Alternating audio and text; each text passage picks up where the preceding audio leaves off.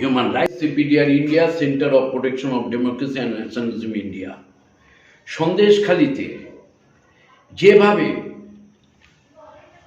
আর Bangla, Republic বাংলার সাংবাদিক Santu পানকে arrest করেছিল, অত্যন্ত দুঃখজনক, অত্যন্ত লজ্জাজনক।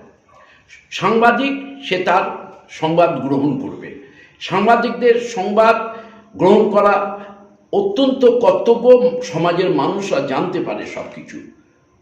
ওকে যেভাবে অ্যারেস্ট করে ওকে সিআইডি ভবনে নিয়ে যাওয়া হয়েছিল, এতে আমরা প্রত্যেকে হিউম্যান রাইটস সিপিডিআর ইন্ডিয়ার হাজারটা শাখা, প্রত্যেক মানুষ যারা টিভি দেখেছে, পশ্চিমবঙ্গ, ভারতবর্ষ, বিদেশে প্রত্যেক মানুষ অত্যন্ত চিন্তিত হয়ে পড়েছিল সন্তু পানের কি হবে।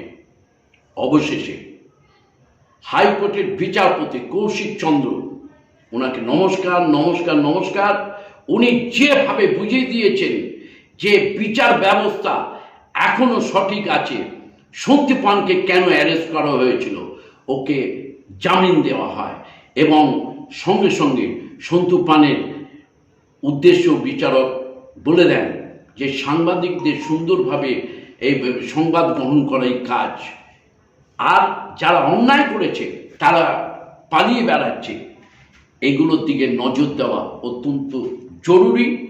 সাংবাদিকদের সংবাদ গ্রহণ করতে দেওয়া অত্যন্ত উচিত। হিউম্যান রাইটস সিপিডিআর ইন্ডিয়ার পক্ষ থেকে সন্তু পানের পাশে রিপাবলিকের সাংবাদিক, রিপাবলিক বাংলার সাংবাদিক সন্তু পান যেভাবে থাকে অত্যন্ত দুঃখজনক, কষ্টদায়ক। ওর পাশে হিউম্যান রাইটস সিপিডিআর ইন্ডিয়া আছে, পূর্বেও যেভাবে সমগ্র সাংবাদিকদের পাশে human rights CPDR India, centre of protection of democracy and nationalism India ছিল, আছে, থাকবে। ধন্যবাদ, নমস্কার। সাথে চলার সাথী আপনাদের বিপ্লব ঘোষ, সর্বভারতীয় সম্পাদক।